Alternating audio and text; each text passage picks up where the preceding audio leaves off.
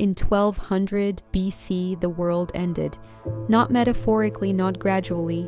Within the span of 50 years, almost every major civilization on Earth, civilizations that had stood for centuries, collapsed. Simultaneously, the Mycenaean Greeks, gone, the Hittite Empire, erased, the Egyptians, crippled, never fully recovering. Ugarit, one of the greatest trading cities in the ancient world, burned to the ground and was never rebuilt. 50 years. Every pillar of the ancient world gone, and to this day, nobody fully knows why. To understand how catastrophic this was, you need to understand what existed before it. The Late Bronze Age was not a primitive world. It was sophisticated, interconnected, globalized in ways that would not be seen again for thousands of years. Egypt traded grain and gold with the Levant. The Hittites in Anatolia controlled iron and military power across the Near East. The Mycenaeans dominated the Aegean with vast palace economies and long-distance trade networks. Ugarit sat at the center of all of it, a cosmopolitan port city where merchants from a dozen civilizations negotiated in multiple languages simultaneously. These were not isolated kingdoms scratching at the dirt. These were complex, interdependent systems. They needed each other. Their economies were woven together, and that interdependence, that sophistication, may have been exactly what made them so fragile. Around 1200 BC, something broke. The first signs were the letters. Archaeologists have recovered clay tablets from this period, urgent diplomatic correspondence between kings that read less like formal diplomacy and more like panic.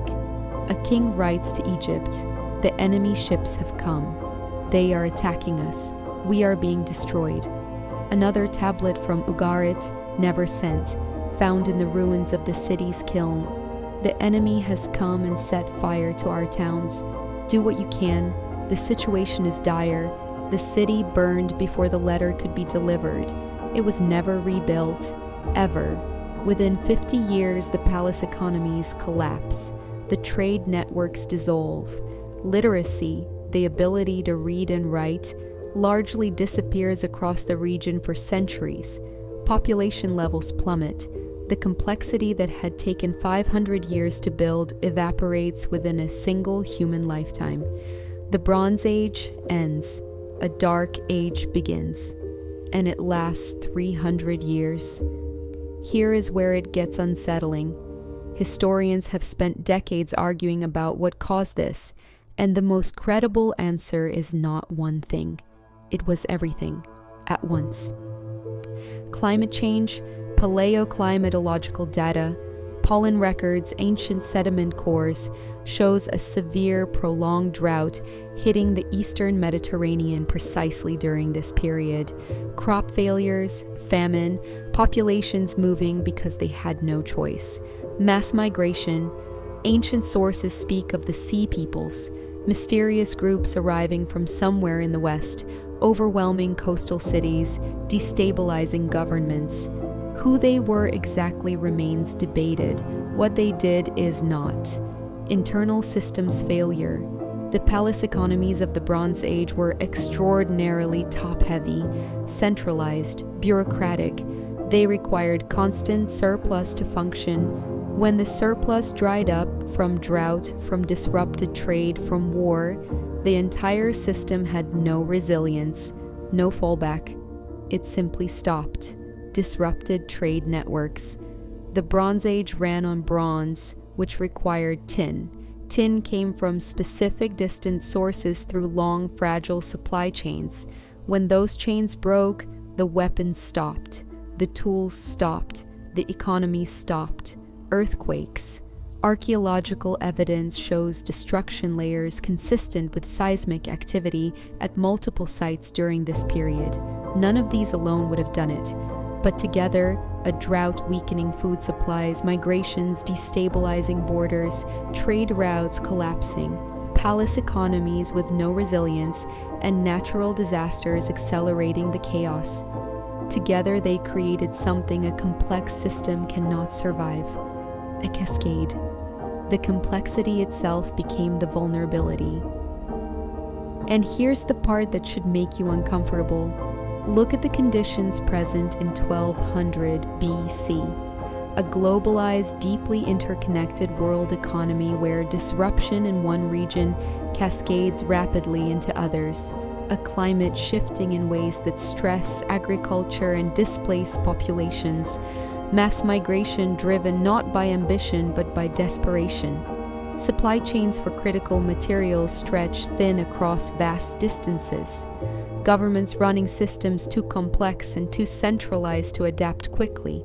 And everywhere, the illusion of stability, because the system had worked for so long, most people assumed it would continue to. Now look up. This is not an argument that collapse is inevitable.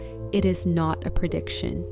Historians are careful people, and the Bronze Age was a different world with different variables and different limits, but the structure of the vulnerability, the shape of it, is not unfamiliar.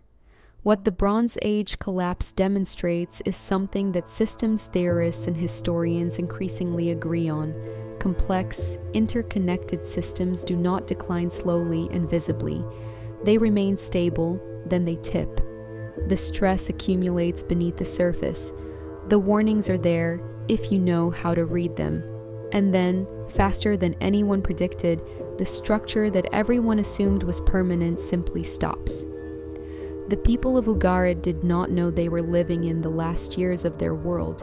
They were writing letters, negotiating trade deals, firing pottery in kilns. The letter was still in the kiln when the city burned. The Bronze Age collapse is not a story about the ancient world. It is a story about what happens when complexity outpaces resilience, when interconnection becomes fragility, when the thing that made a civilization powerful becomes the exact mechanism of its undoing. It happened once before. Within 50 years, every major civilization gone. The question worth sitting with is not whether it can happen again. The question is whether we would recognize it if it were already happening. I'll see you in the dark.